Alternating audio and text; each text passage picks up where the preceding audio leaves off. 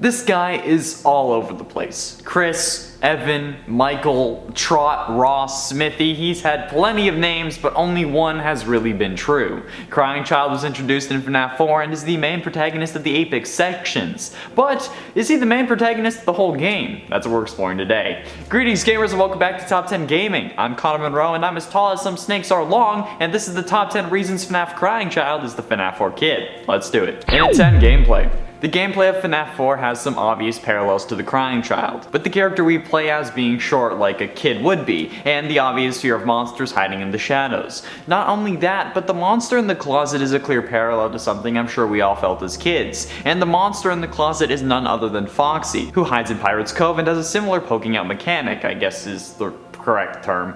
Additionally, the Foxy we see, Nightmare Foxy, is only really a head. Sure, if we hold the closet door closed long enough, he ends up turning back into a plush, but the head is something that's used to scare the Crying Child multiple times over the course of the In-Between Nights minigames by his older brother. Therefore, the head would probably be the scariest part, hence why we only see that. Sure, the layout of the house may be different, but I'll explain that later on. And at 9, 8-bit.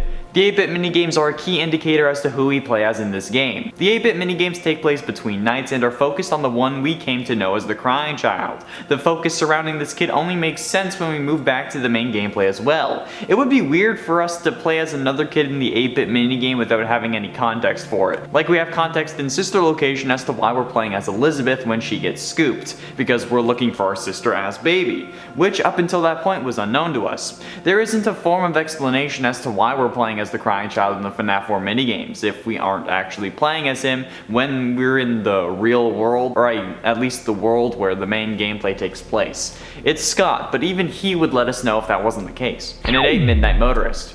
The Midnight Motorist minigame is a minigame from FNAF 6, where after diverting off the main road you get taken to yet another 8-bit minigame with an orange guy, and what we can only assume is Michael sitting on a chair watching TV, who tells us to give him a break because he's had a long day. But then the orange man goes to the room to find the door locked and whoever was in that room having escaped to that place again, which we all assumed was him escaping to Freddy's, and it very well probably is. But this is very similar to the Crying Child's behavior in the 8-bit minigames in FNAF 4, constantly going to the Fazbear locations despite freaking out when there, like when he gets locked in the supply room and when confronted with the shadow of a guy in a Freddy suit. He keeps going back, but he's still crying. My theory is that the Midnight Motorist games is before William starts killing and gets corrupted, thus becoming someone else, the purple guy, and that this must be the Crying Child since he is referred to as a he and not they or her, which would indicate Elizabeth. Crying Child is only scared of the animatronics after seeing Elizabeth get scooped or some other horror, but he goes back to the restaurants either way, for some reason. And it's 7, sound discs. The Illusion sound discs are something introduced in the original FNAF novels that later make an appearance on Funtime Freddy's interior and Sister Location. These discs use sound and high frequencies to alter the image that you end up seeing, meaning something horrible could look cute, or something cute, or even nothing, could become the scariest damn thing you've ever seen. This could be another explanation for the nightmare animatronics like what has been suggested since the release of Sister Location, since Crying Child does end up seeing them with mouths on their stomach, and completely pitch black in the case of Nightmare, who I will talk about later on. The introduction of the sound discs in the games has to mean something. Scott doesn't introduce anything like that to have it go nowhere, and this is most likely the reason for it. And it's 6, story. Crying Child being the one we play as makes sense with the story of not only the game, but the series. We hear the hospital flatline at the end of the game after the Crying Child hears "I will put you back together," and that's where the game ends. But not only that, we also defeat Nightmare, which to some makes no sense because if we just defeated the representation of death, why did we flatline?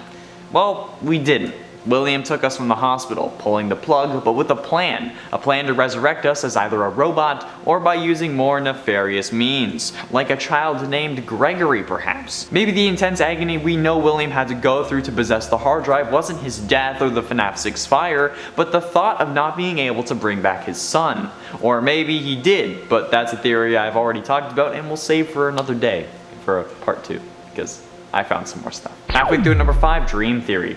Dream theory is something that wasn't talked about until this game. Toy Chica missing her beak ended up being a real piece of evidence in the fight for finding the truth. The idea that the entire FNAF series is a dream that is being created in the mind of a child while they're in a coma or just having a dream, getting the chance to lead out a full life since they won't get to live a real one. It's pretty crazy, and people were getting so pissed about the idea that we even brought it up. But it was a valid point to make. However, I don't think anyone would dream about their father being resurrected in a video game and now in a few months escaping from that game back into the real world. I just dream about going on a date with Emma Watson.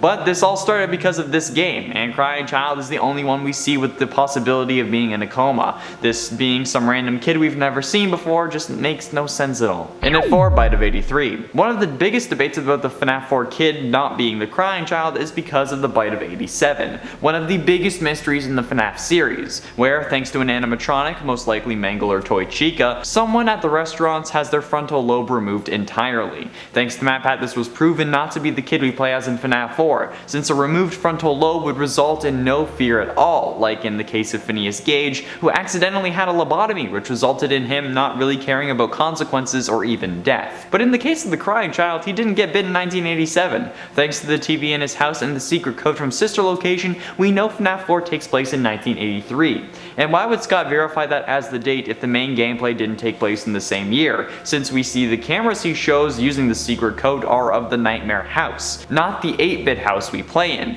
thus confirming the entire game takes place in 1983, not just the 8-bit sections. And at 3, Ultimate Custom Night. In Ultimate Custom Night, we play as William Afton in a coma. Thanks to the story of the man in room 1280, we know that William Afton didn't die in the FNAF 6 fire thanks to the spirit of one of his victims possessing him, keeping him alive so he could suffer. However, in Ultimate Custom Night, we fight against the Nightmare animatronics, which say things along the lines of, "This time there is more than an illusion to fear, and I am given flesh to be your tormentor," indicating that he has something to do with these animatronics that weren't real to begin with, but now are. This not only helps the sound disc theory, but that the victim of the nightmares has to be someone close to William, otherwise he wouldn't have a point in suffering thanks to them. And since we believe Crying Child to be William's son, biological or otherwise, this only goes to help prove our theory more. And in 2, Nightmare. Nightmare also appears in Ultimate Custom Night. Not only that, but he also talks, referencing death and how even the shadow fears him. This could be referring to William, since the purple guy is meant to be a shadow of a man. Or Nightmare could be talking about how death itself fears him, since we think Nightmare is an allegory for death. It only makes sense for him to come for the Crying Child while he was in a coma, especially in the form of Fredbear, the animatronic who put him in that coma to begin with. And now it's coming for William, who is also in a coma in Ultimate Custom Night. It also makes sense that William would fear him, because death is the one thing William is trying to avoid. It's the reason he's studying Remnant and killing the kids to try and become immortal. It also makes sense why he wouldn't die until he was brought back to the Fazbear warehouse in the man in room 1280, since he can die on his own terms and possess a hard drive. He's finally no longer afraid of death. And someone who has nothing to fear is the most dangerous of them all. Finally, in at number 1, Hospital. The Easter eggs of the hospital set up next to the FNAF 4 bed are clear indications that everything else we talked about is true. Crying Child is bitten at the end of FNAF 4, but that doesn't mean we're seeing things as they play out. In fact, we're seeing the events leading up to why we're fighting off these monsters in the first place, because we're in a hospital, or at least at home with critical care in a coma, thanks to Fredbear chomping our heads at the end of the game. Nightmare is indicative of death, being the shadow of the one that put us there, and everything can be explained away as a dream, hence why there is more than an illusion to fear in Ultimate Custom Night. Those Easter eggs aren't there by accident, and whether we're in a hospital's ICU, which would have doors on both sides, hence the potential layout of the room and the hallways, it could just be a representation of the hospital room with the 2 critical care doors on either side. Or we're on our bed at home hooked up to some machines keeping us alive, we are the Crying Child. There we have it, friends, the top 10 reasons the Crying Child is the FNAF 4 kid. Do you think the Crying Child is the one we play as now, or do you think that it could be someone else, and who? Let me know down below. Thank you all so much for watching. I have been in shall remain Connor Monroe, and I'll see you in another video. Nightmares indicative,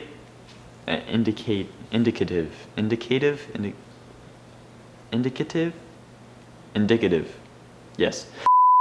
Nightmare is indicative. Don't be an indicative. The FNAF 4 kid. Let's do it. Everything cool? Do I have to redo it? Yeah, no, you're good. Okay. Just want to make sure you're going for it. FNAF 4 has some obvious parallels to the crying child, which in my script says trying child.